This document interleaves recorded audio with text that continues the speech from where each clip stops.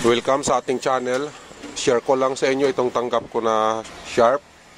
Ayan, Primo. Nagawa ko na ito, kaya lang nag-back job. Ang naging problema niya, ganon din doon sa unang gawa ko. Kung ano ang nasira doon, kung ano yung napalitan ko, ganon din ang nangyari. Ganon din ang nasira. Nabuksan ko na to. Pakita ko sa inyo kung ano yung napalitan ko dati at ano naman yung nasira ngayon. Ikot ko lang. Ang issue niya dati, sira ang flyback. Sunog kasi yon, kaya nagpalit ako ng bagong flyback. Yan yung pinalit natin.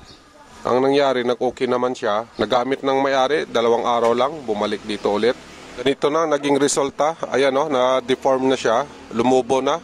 Ibig sabihin, pagka ganito, sira na to.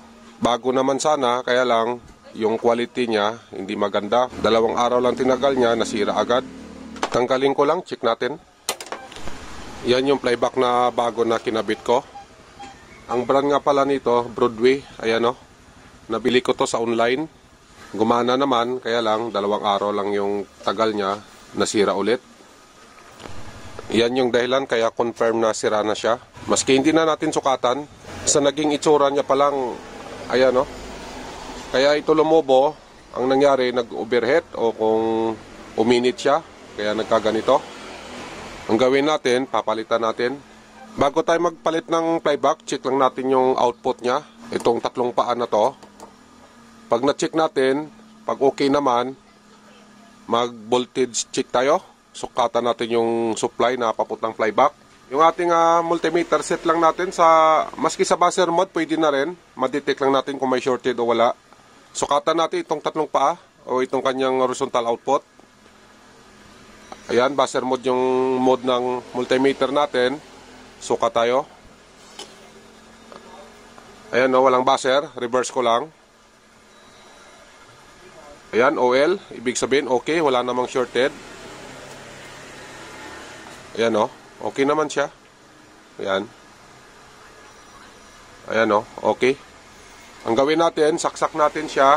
Sukatan natin yung kanyang supply papuntang flyback. Kung may supply pa ba to. Set lang natin yung multimeter natin sa DC volt, yung ating negative line, lagay lang natin dito sa, dito lang, i-ground lang natin sa katawan niya. Ayan o. Ayan, dyan lang. Saksak ko lang. Ayan. On ko lang yung switch niya, para pag nag-on tayo dito, diretso na yung supply na papasok. Yung ating multimeter, ready na yan, nakaset na yan sa DC volt. Sukatan natin yung supply, dito sa kanyang, supply ng flyback dito na ayan o. Yung galing dito na supply B+, papasok ng 160 volt, papunta siya rito. Supply din dito sa flyback natin. Yung ating multimeter, abangan natin. On ko lang yung ating saksakan. Yan o, may reading naman tayo na 134 volt. Ibig sabihin hindi naapektuhan yung ating secondary supply na papunta flyback, okay pa naman. Ayan, confirm natin na wala namang problema. Ang nakita natin problema, yung flyback niya, lumubo. Ang gawin natin, mag-testing tayo ng ibang flyback. Testing natin yung pinalit na flyback. Galing din dito sa Sharp na driving board. Ayan o, inalis ko. Try natin kung okay pa ba ang flyback niya. Ito naman yung inalis natin sa kanya, back job. Kaya balik na lang tayo sa luma. Luma na lang ikabit natin. No choice tayo kasi nagpalit tayo ng bago. Akala natin tatagal. May bago pa naman sana ako, kaya lang ganitong klase din, Broadway.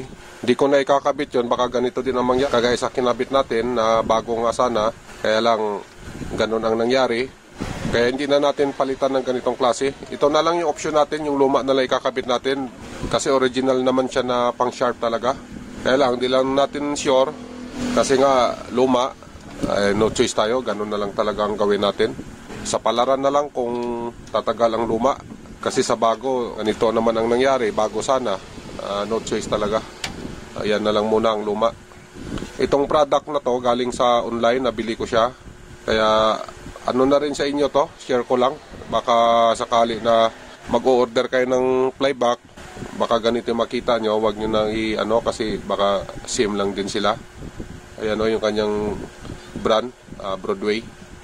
Testing natin, lagay natin yung driving board at saka yung sound nakalagay na rin. Lagyan natin ng cable.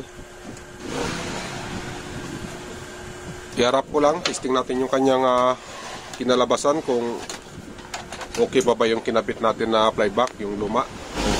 Saksak ko lang. Yan. Yan yung kanyang indicator light. Nagkaroon na. Gamitan natin ng remote. Set lang natin sa 003. 0. Yan, okay na. Nakaset na yan. Power on natin.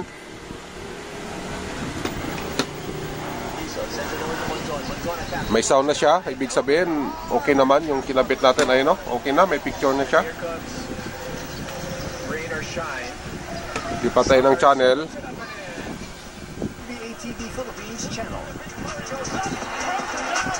Yan. Adjust lang natin yung lapad niya kasi ayan, no? Masyado siyang malapad. Horizontal at saka vertical, malapad talaga. Okay naman yung nakabit natin na flyback. Gumana. Ang problema niya lang, oversize masyado. Mag-a-adjust tayo sa isa. Patayin ko muna. I-adjust natin yung kanyang mylar capacitor. Subukan natin na babaan yung balyo. Tanggalin ko lang para makita natin yung balyo pagkatapos babaan natin. Yan yung inalis natin sa kanya, 912. Babaan natin yan. May nakita na ako. Ito yung subukan natin na ipalit. Ang balyo nito, ayan o. 820 to. Bumaba siya. Galing sa 912 na galing dito sa ginagawa natin. Ayan. Ito ipapalit natin ang 820 to. Subukan natin.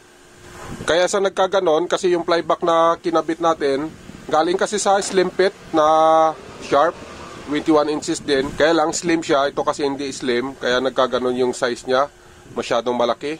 Nag-adjust pa tayo ng kanyang focus, ayan o.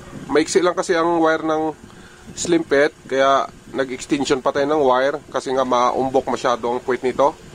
At saka yung kanyang G-to, ayan o, nag-extension din tayo. Dito ko inalis yun, ito yung ipapalit natin. Dito muna, pansamantala, testing lang natin kung ano ang pagbabago. Ihinang ko lang pagkatapos testing natin. Nakabit ko na, testing tayo. Balik ko lang. Lagyan na natin ng cable.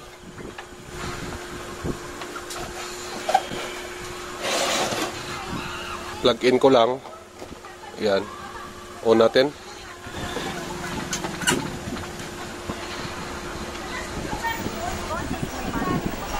Malapad pa rin siya. Try natin babaan pa. Patayin ko lang. Adjust natin ulit yung 88 na nilagay natin. Bawasan pa natin kasi sobrang lapad pa rin. Ito ilalagay natin, oh. Ang value nito, ayan, 682. Palitan ko lang. Napalitan ko na, 682 na yan. Testing natin ulit.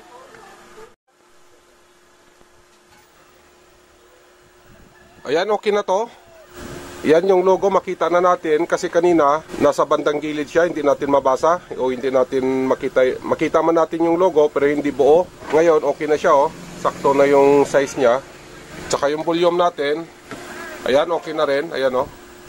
Hindi na siya gaano malaki tingnan. Nagawan din natin ng paraan ng flyback na slim fit, nilagay natin sa Sharp Primo. Yung flyback na nilagay kasi natin galing sa slim fit na Sharp din, 21 inches. Kaya nag-adjust tayo para lang na maano natin yung sukat niya, malagay sa tama.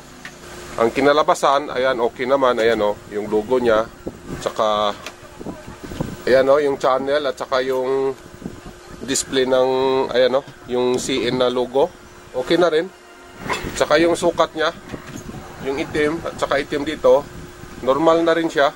Okay na ang unit na ito. Nagawan din natin ng paraan kung paano natin mapagana ulit kasi nga back job ito. Sana tumagal yung luma na nilagay natin. Hanggang dito lang tayo. Kung nakabinipit kayo, pahingin na lang din ng like at saka subscribe. Pa-support na lang. God bless sa inyong lahat. Iingat kayo lagi. Bye-bye.